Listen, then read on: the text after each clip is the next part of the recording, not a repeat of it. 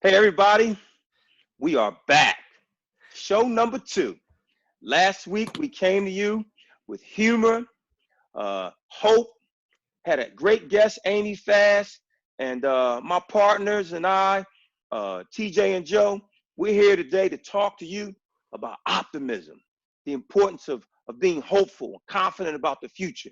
There's some people who actually believe that what God has promised us is optimism. And most governors have closed schools for the rest of the year, and we have to have something to be hopeful about, optimistic that these children are going to come back to us. These parents are working with their children, and we have to be ready for them, to support them, understand that they need us. So buckle up and get ready, because show number 2 is powerful. We got a great guest. We're trying to help you to lift up your people at home, lift your families up, lift yourself up, but also to make sure that you understand what optimism truly means. So, TJ, why don't you give us the sauce today? Thanks, El. That was great. We're back here with show number 2. We're talking about optimism and hope. It's so important. But, Amy Fast said that hope is the strategy. I love that. And but the thing is about hope, you can't hope for hope. You got to take action. Hope and optimism require us to take action. And so one action you can take that creates optimism for yourself and your team is actually to lift people. You cannot underestimate the power of praise. Lifting people allows us to think with a positive attitude towards the future, like El just said. And so lift people. Educators are doing great work right now.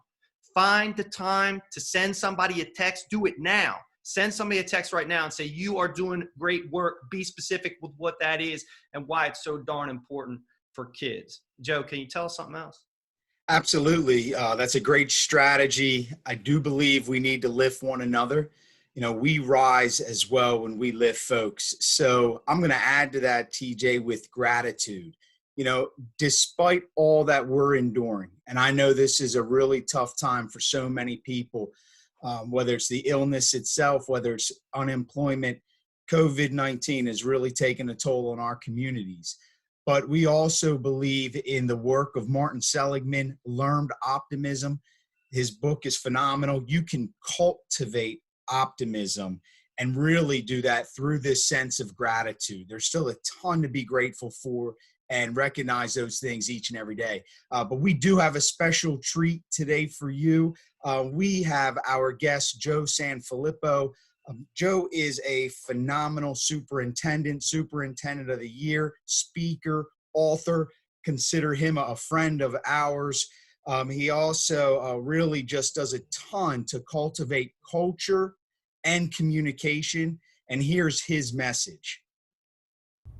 Hey guys, thanks so much for having me on the Hope Insight Show. What a great opportunity to talk to educators across the world about the impact that they are having on their kids and their families. When it comes down to hope, they are providing hope to all of these families, right? They're providing hope daily to these kids to make sure that they can have a connection to their school. And we hope a lot too, right? We hope that we can get kids back. We hope that we can make the connection with kids in a place that they may not have access. We hope that we can get these kids food when we connect with them. That's what we hope. And when we're providing all of these things to families, we need to make sure that the people who are providing these things to families have hope in the work that they do. Because a lot of times I think our people don't think that they're doing enough.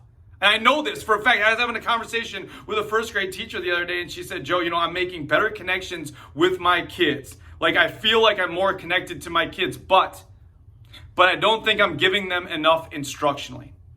And I told her, man, you're burying the lead. You're making better connections with your kids. Stop there. Talk about or think about the story that you just told me about the kid that we were on FaceTime with and took you outside to show you a print of a bear in his yard, a footprint that he put his hand next to show you how big the bear was, and then tell you that he was going to put a camera out there so he could capture the bear walking through his yard the next day. That's the connection. These are the stories that have to be told. Don't bury the lead and talk about the Unifix cubes. Talk about the fact that you're making connections with these kids daily. And that's you want to talk about hope, man, that's what we need to talk about. These people are crushing it. They're not only are they teaching other people's kids, but they're teaching other people's kids in an environment where they have new colleagues. The new colleagues are 2 years old, 5 years old. They're changing diapers and reading stories to kids that are not in their house. You want hope and you want optimism? Look at every educator in the country right now and see what they're doing. That's all we need. You're changing the lives of people in an environment that you had no idea how it was going to work. None. And you're doing it. All of you are doing it. And I don't know if I've ever been more proud to be an educator, to see what happens across the country. And I've never been more proud. I know this for a fact. I have never been more proud of the people in this district. Ever. Ever. Because what they did and what they continue to do to step up and connect with kids and families, it's unbelievable. And that's what we need to think about, right? And the more that we can get those stories out, the better for everybody. Getting a little jacked up. I'm getting a little jacked up. Thanks for the show and keep up the great work. We're going to throw it back to you guys. Have a great day and go Crickets. That's incredible. Thank you, Joe. Thank you for sharing, imparting wisdom with us. We appreciate your time, and your community is in our thoughts and prayers as well. El? Listen, guys, I think that was a great message from my man, Joe. It's always a pleasure working with you and inspiring educators and parents and leaders around the world. And Dr. King was very powerful whenever he talked about hope and optimism. He told us to never, ever believe or lose infinite hope.